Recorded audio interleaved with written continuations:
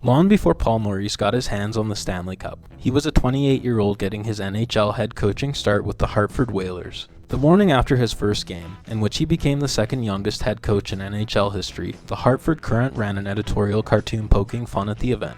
The cartoon depicted a policeman yanking a little kid off the Whalers bench, with one of the players explaining to the officer that the kid's actually the new head coach. Rather than taking offense, Paul asked for an autographed copy from the author, noting that his parents would find it hilarious. That sense of humor never left him, and remains one of his trademarks nearly 30 years later. Now that he's a Stanley Cup champion, it's time to look back at the rise of Paul Maurice. Born in 1967 in Sault Ste. Marie, Ontario to Dennis and Dolores, Paul grew up playing hockey with his brothers Shane and Michael. But before his parents handed him a hockey stick, they had to make sure he could skate, so they put him in figure skating lessons for a year. Once he got the skating down, he quickly fell in love with hockey, the most popular activity among the boys in his hometown. In addition to ice hockey, he also spent hours playing street hockey on the tennis courts across the road from his parents. When Paul was a kid, Wayne Gretzky and Paul Coffey both had stints with the Sioux Greyhounds, and would sometimes stop by to play hockey with the neighborhood kids. After advancing through the minor hockey ranks, Paul played junior hockey with the Windsor Spitfires of the OHL, where he was a stay-at-home D-man. As a 17-year-old rookie, he had 3 assists and 47 penalty minutes in 38 games, to go along with 19 penalty minutes in 4 playoff games. At the 1985 NHL Draft, the Flyers took a chance on him, selecting him in the 12th round, 252nd overall, which happened to be the final pick of the entire draft. In his second OHL season, Paul played a larger role, recording 3 goals, 13 points, and 89 penalty minutes in 56 games. And in the playoffs, he helped the Spitfires make it to the division finals. He returned to the Spitfires for a 3rd season in 1986-87, where he continued to improve as a player. In 63 games, he registered 4 goals, 19 points, and 87 penalty minutes, and once again helped the Spitfires to the division finals. With his NHL dream still alive, Paul returned to the Spitfires for 1987-88 as one of the team's leaders. But just 32 games into the season, tragedy struck when a deflected slap shot hit him in the right eye, permanently limiting his sight and forever ending his dream of playing in the NHL. He nearly lost his eye and still has central and peripheral vision lost to this day. With his playing career over at just 20 years old, he accepted an offer from the Spitfires to stay with the team as an assistant coach. When he stepped behind the bench, the Spitfires were coached by Tom Webster, who'd played over 450 games in the NHL and WHA. The Spitfires finished the season with the best record in the league, and went on to win the OHL championship, earning a berth in the Memorial Cup. They went 3-0 in the round-robin part of the tournament, but ultimately fell to the Medicine Hat Tigers in the finals. Paul's first full season as assistant coach came in 1988-89, when he was just 21. The Spitfires were rebuilding, but they still managed to make the playoffs before being swept in the first round. After the season, head coach Tom Webster left the Spitfires for an NHL job with the Kings, and was replaced by recently retired NHL player Brad Smith. The Spitfires won just 17 games in 1989-90, and after the season, Paul left Windsor with former owner Peter Karmanos, who sold the Spitfires to purchase an expansion team in Detroit. Somewhat ridiculously, Karmanos named his new team the CompuWare Ambassadors, as a way of marketing his software company. Karmanos saw a lot of potential in Paul, and was excited to have him join the new team as an assistant coach, alongside head coach Andy Weidenbach. The expansion team struggled mightily, going 11-50-5, and finishing dead last in the league. After getting off to a slow start in 1991-92, Karmanos replaced Weidenbach with Jim Rutherford. He worked with Paul to turn the season around, and the Ambassadors made the playoffs for the first time, before bowing out in the first round. Rutherford left the Ambassadors, who changed their name to the Junior Red Wings, after just 1 season. Karmanos replaced him with former Spitfires coach Tom Webster, who was out of a job in Los Angeles. Paul and Tom coached the Junior Wings to a great season, finishing 15 games over 500, and making it to the second round of the playoffs. But after the season, Webster and Karmanos got into an argument about team policies, which ultimately ended with Webster leaving the team. That gave Paul his big break, as he was named head coach of the Junior Wings, at just 26 years old. To help him with this new challenge, Paul brought in Peter DeBoer as his assistant, who was his good buddy and former teammate with the Spitfires. Pete, how did you get into coaching? How my big break. Yeah, how my career almost ended before it started. Yeah. I moved in with Paul Maurice when I went to law school, finished playing, and he needed an assistant coach. It was, if I remember right, it was like mid to late August, and he said, "Why don't you come over and help me out?" I think I don't even remember if he offered to pay me, or Jimmy Rutherford was our GM. So you know the answer to that now. I know it wasn't much. I think he helped pay my tuition, but Paul and Pete turned out to be a great coaching duo, leading the Junior Wings to the best record in their division, which earned them a first-round bye in the playoffs. They coached the team all the way to the OHL Finals, where the Wings came up heartbreakingly short, losing the series in overtime of Game 7. Though Paul and Pete managed to get even more out of their team in 1994-95. Not only did the Wings repeat as division champions, they went undefeated through the first 3 rounds of the playoffs, before winning the OHL championship in 6 games, which earned them a berth in the Memorial Cup. At the Memorial Cup, the Wings made it to the finals, where they ultimately fell to the Kamloops Blazers. While Paul was flying high with the Junior Wings, Peter Karmanos decided to buy another team, but this time in the NHL. In the summer of 1994, Karmanos purchased the Hartford Whalers. He had lofty expectations for his new team, and when they missed the playoffs by 4 points, the Whalers made a drastic move, trading Chris Pronger to the Blues for Brendan Shanahan. They also brought Maurice into the fold, hiring him as an assistant coach under head coach Paul Holmgren. Though Karmanos wasn't happy with his team's 5-6-1 start, so he fired Holmgren and promoted Paul Maurice to head coach. At 28 years old, he became the second youngest head coach in NHL history and also one of the most inexperienced, having spent just 12 games behind an NHL bench. For those wondering, the youngest coach in NHL history was Gary Green, who was 26 when he took the helm of the Capitals in 1979. Paul coached his first game on November 7, 1995, as the Whalers defeated the Sharks 7-3. By the end of the season, he coached the Whalers to a record of 29-33-8, finishing 11 points out of a playoff spot. His first full season as an NHL head coach came in 1996-97, where he coached the Whalers to a record of 32-39-11, missing the playoffs by just 2 points. That offseason, the Whalers moved to Raleigh, North Carolina, where they became the Carolina Hurricanes. After the move, Karmanos stayed loyal to Paul, keeping him on as head coach for the team's first season in Carolina. The team struggled, missing the playoffs again, finishing 9th in the East, and 9 points out of a playoff spot. Even though his team missed the playoffs all 3 years under Maurice's leadership, Karmanos saw something in his 31-year-old head coach and brought him back for a 4th season. Paul made his boss look good, coaching the Hurricanes to a division title, the franchise's first since 1987, and earning a playoff berth for the first time since 1992. As division champions, the Hurricanes entered the playoffs as the 3rd seed in the East, resulting in a matchup with the 6th-seeded Bruins, who actually finished with 5 more points than the Canes. The series was hard-fought, with 5 of 6 games decided by 2 goals or less, including 2 in overtime, but the Canes ultimately fell in 6 games. Maurice and the Canes couldn't carry the momentum into the next season, ultimately missing the playoffs by a single point and hitting the golf course early. Once again, Karmanos stuck with his guy and brought Maurice back for a 6th season. Paul proved his boss right again, leading the Canes back to the playoffs, where they fell in 6 games to the defending champion Devils. The Hurricanes carried their momentum into the next season, winning their 2nd division title in 4 years. That set up a first-round rematch with the heavily favored Devils. But the Canes pulled off the upset in 6 games, which kicked off a Cinderella run to the finals. In round 2, the Canes also defeated the Habs in 6, capped off by an 8-2 win in Game 6. In the conference finals, Maurice found himself under the brightest lights in hockey as the Canes faced off against Pat Quinn and the Maple Leafs. The series was a classic, with 5 of 6 games decided by a single goal, including 3 in overtime. When the dust settled, Maurice won the coaching battle against Quinn as the Hurricanes advanced to the Stanley Cup Finals with a 2-1 overtime victory at the Air Canada Centre in Game 6. In the finals, the Hurricanes came up against the juggernaut Red Wings, whose roster was stacked with future Hall of Famers. The Canes surprised everyone by stealing Game 1 in Detroit in overtime, but it was all Wings from there as they completed a gentleman's sweep, with the Canes scoring just 4 goals through the final 4 games of the series. The run put Maurice on the map, who was praised for his tactics and ability to adapt on the fly. Outside of Rod Brindamore, Jeff O'Neill, and the 38-year-old Ron Francis, the 2002 Canes were largely made up of NHL veterans playing far above their presumed stations. Still just 35 years old, Maurice also worked wonders with younger players, teaching 21-year-old rookies Joseph Vasicek and Yaroslav Svoboda how to play shutdown hockey on a line with Marty Jelena. After raising an Eastern Conference championship banner at their home opener, expectations were high for the Hurricanes heading into the 2002-2003 season.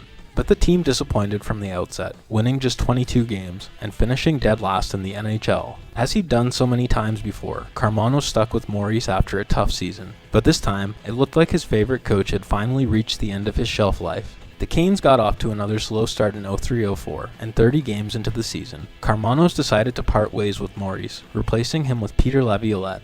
Paul took a year off before accepting a head coaching position with the Toronto Marlies of the AHL. He had modest success with the Marlies, coaching the team to the playoffs, where they were swept in the first round. That offseason, he got his second chance at an NHL coaching job, when the Leafs promoted him to the big club to replace Pat Quinn. As is often the case, the Leafs had high expectations, but didn't have enough talent to meet them. In his first season, Paul squeezed a lot out of a Leafs team with just one player over 60 points, and a struggling Andrew Raycroft between the pipes. They finished 9th in the East, just 1 point out of the playoffs. That was enough to earn him a second season behind the bench. But once again, he didn't have the horses to meet the unrealistic expectations of the Leafs brass. In need of a scapegoat, the Leafs fired him, but he remained a very much in-demand coach. He didn't need to wait long for a head coaching vacancy, and it just happened to be with his former team, the Carolina Hurricanes. After winning the Stanley Cup in 2006, the Canes missed the playoffs 2 years in a row, and after a slow start to 08-09, were on track to miss the playoffs again. So in December, Karmanos called up his favorite coach, and Paul agreed to return to Carolina, where he replaced his former replacement.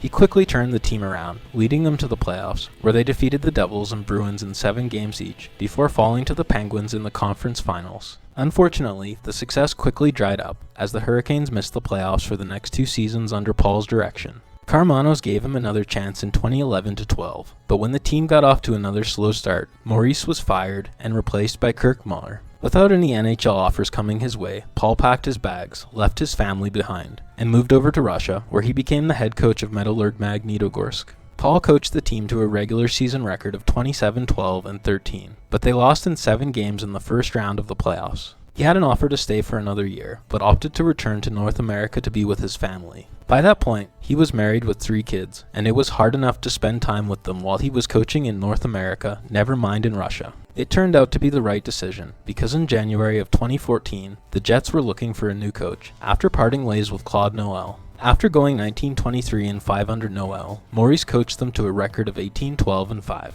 The Jets brass were impressed, and signed him to a 4-year extension. He hit the ground running in 2014-15, leading the Jets to their first playoff appearance since relocating from Atlanta. They were bounced by the Ducks in the first round, in what I still consider to be one of the most entertaining sweeps of all time. Despite going winless in the playoffs, the fans in Winnipeg took a liking to Maurice, as he got them back to the postseason, which reignited the Winnipeg whiteout. Unfortunately, the Jets took a step back in 2015-16, earning just 78 points and finishing well out of playoff contention.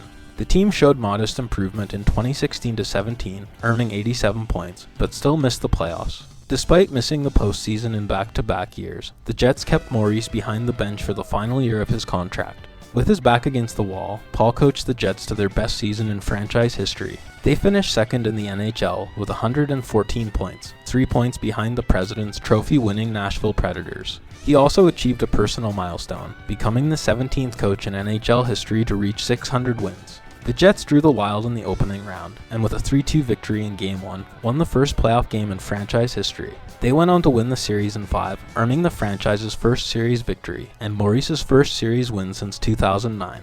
The second round was a clash of the 2 best regular season teams, as the Jets went up against the Preds. The series was a classic, with the teams trading wins through the first 6 games. The coaching matchup was also of interest, as it pitted Maurice against Peter Laviolette, who'd each replaced the other in Carolina. Maurice won the coaching battle in Game 7, as the Jets won 5-1 in Nashville to punch their ticket to the Western Conference Finals, where they faced off against the Golden Knights. The series with Nashville had been a war, and the Jets emptied the tank to get past the Preds. Despite winning Game 1 against Vegas, the Jets were out of gas and lost the next 4 straight, as the Golden Knights advanced to the Stanley Cup Finals. In recognition of his coaching performance, Maurice received a 2-year extension and got to work trying to replicate the previous season's success. They had another strong year, finishing second in their division with 99 points. But in round 1, they ran into the Blues, the eventual Cup champs, who eliminated them in 6 games. After getting off to another solid start in 2019-20, Maurice got another extension, this time for 3 years. To that point, he'd led the Jets to a regular season record of 264, 186, and 53.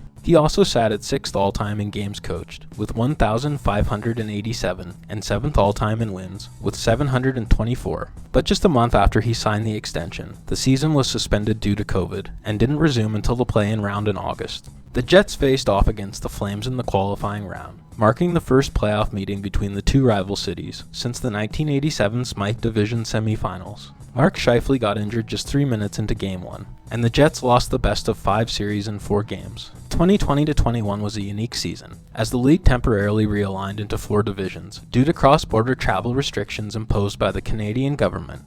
The Jets couldn't leave Canada, so they played all their games against the 6 other Canadian teams. They had a strong season, finishing 3rd in the division, which set up a first-round series against the Oilers. The Oilers were heavily favored, but the Jets proved everyone wrong, winning the series in 4 straight, thanks to 3 consecutive overtime victories. They met the Habs in round 2, who gave the Jets a taste of their own medicine, sweeping them in 4 straight, before ultimately making it to the Stanley Cup Finals. Maurice entered 2021-22 with 1 year left on his deal, plus an option for a second one, and all signs pointed to him being in Winnipeg until 2023, and possibly longer. But just 28 games into the season, he stunned the hockey world by announcing his resignation as the head coach of the Winnipeg Jets. In his parting words, he said the team needed a new voice, noting that he was in a better position than anyone to know it was time for a change. When he addressed his players, he told them he found the COVID-restricted seasons difficult, and that he'd lost some of his passion for the game. There's been speculation that friction within the Jets' locker room was the main thing driving Paul's decision,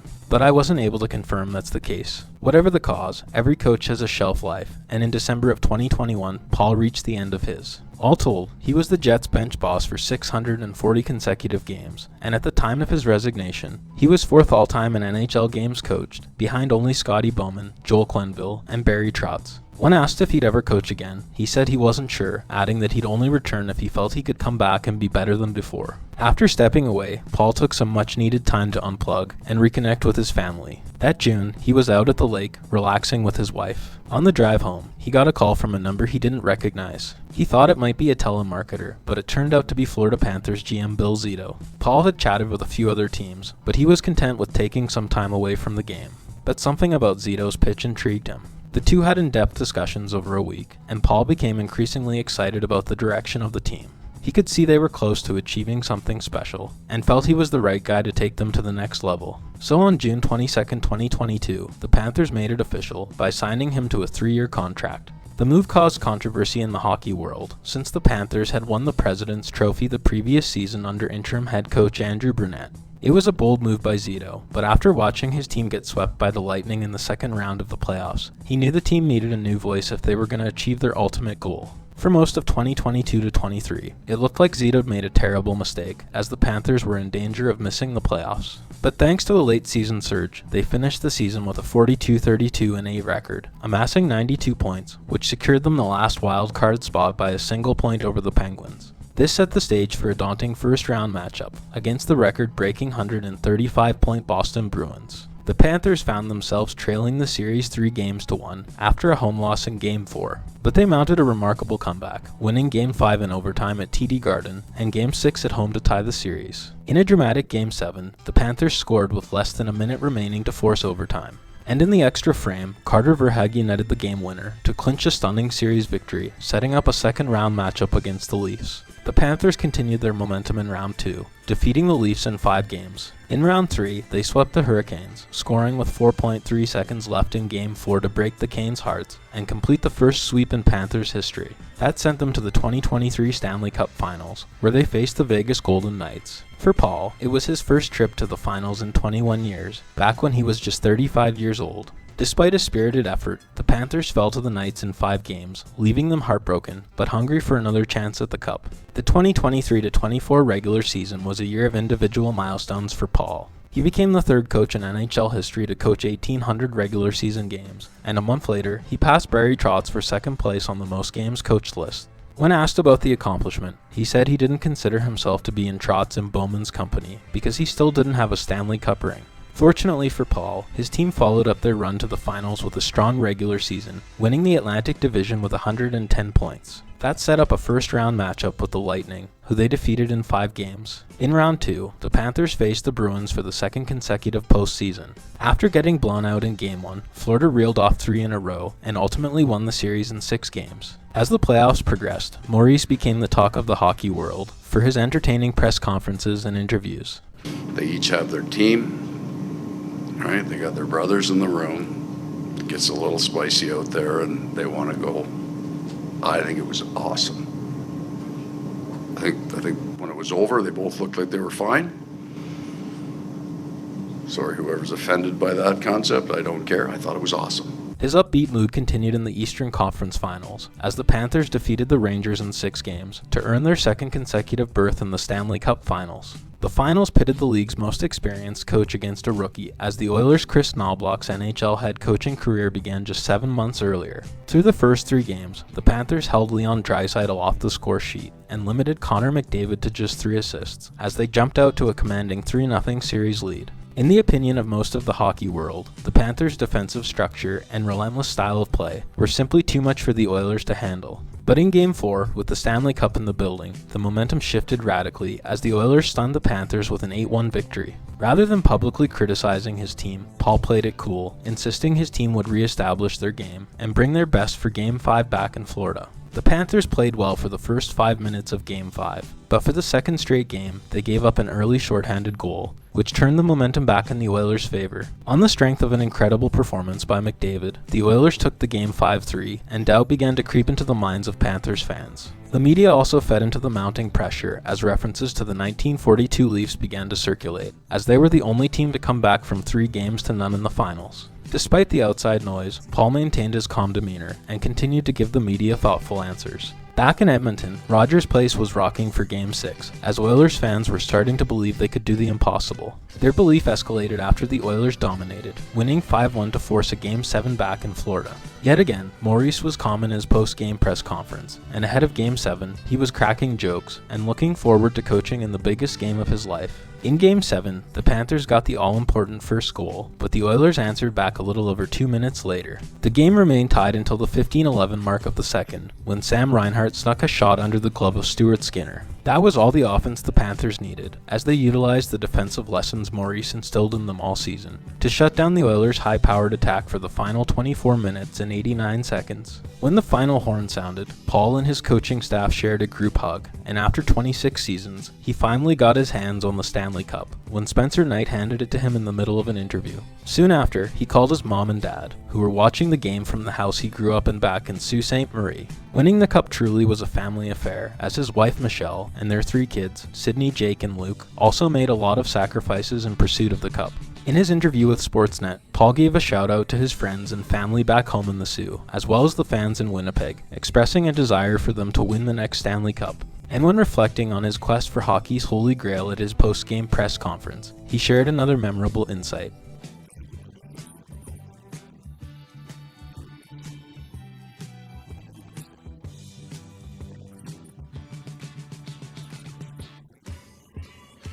And at the parade, he made some of the most insightful remarks of his career. For every fucking one of you, 30 years. And for that woman over there, 30 years of being married to an asshole. Fuck yeah! Heading into the 2024-25 season, Paul is second all-time in games coached, with 1,848, and fourth in wins, with 869. But most importantly, he's a Stanley Cup champion. If you enjoyed this video, please like and subscribe to support the channel.